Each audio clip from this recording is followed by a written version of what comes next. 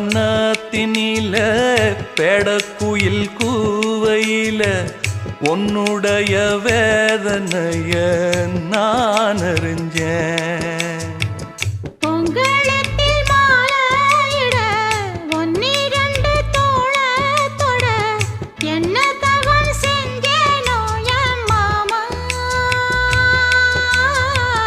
வண்ணக்கிளி கையத்தொட சின்ன சின்ன கோலமிட உள்ளம் மட்டும் வழியே நானே உள்ளம் மட்டும் வழியே நான்.